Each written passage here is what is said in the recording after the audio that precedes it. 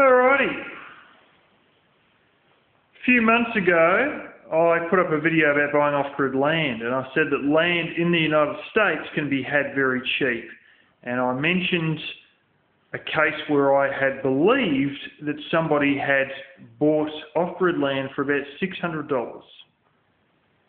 And people wanted to argue the toss with me and say, oh, there's no way that could be the case, this, that and the other.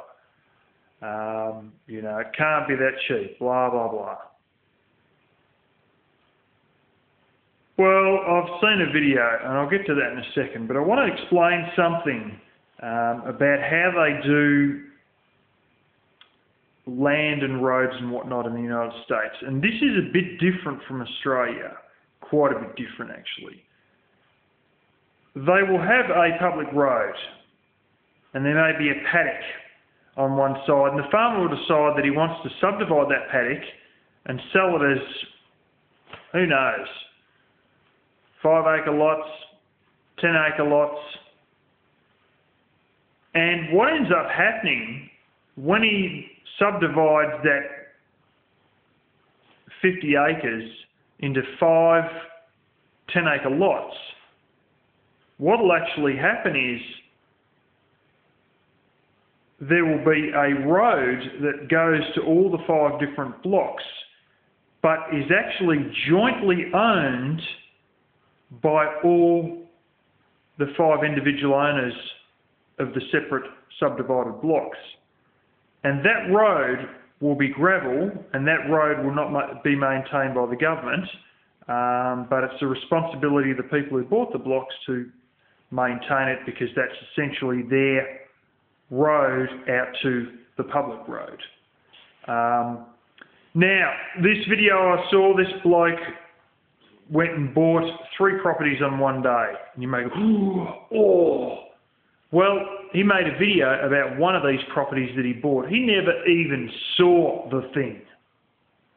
All he knew was it was a tax sale. Somebody hadn't paid the property taxes, which is sort of like rates in Australia, and it had been repossessed and sold by the government. And the only information he had was the roundabout location of it, and that it was half an acre of forest that was landlocked. So in other words, it was part of one of these subdivisions, and it sort of is probably reasonably hard to get to. You might have to get there on foot, or sort of, park your vehicle elsewhere or whatever, but it's obviously been part of a subdivision, and there's not a road going straight up to the front of it. Now, he thought and was told that it was only half an acre of forest. But he thought, well, let's play around with my little quadcopter, and because it's landlocked and whatnot, and I don't, the people aren't home, whatever, I'll just go and fly my little quadcopter with a camera under it, like a little drone, over the top of my place and get a bit of an idea of what it's like. Only to find out there's a flipping house on the place. Now, it's believed that somebody was still living in this house in the 1960s and left probably in the mid-60s or something like that. And,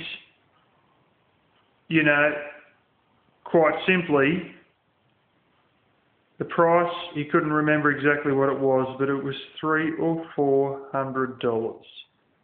$300 or $400 for half an acre with a house on it. Yeah. So, to those people that told me there's no way that land could be that cheap, hey, this is landlocked.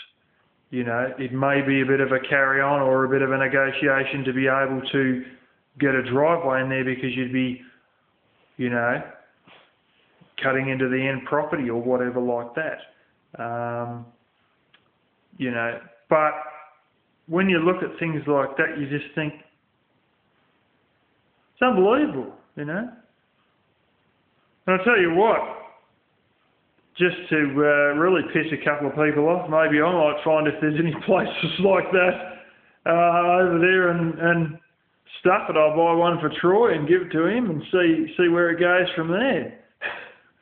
I'm sure we can work out some little arrangement or whatever, and it might be the Off-Grid project as sponsored by Link Night or something like that.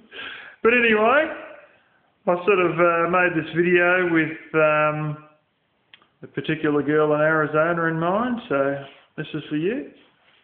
There you go.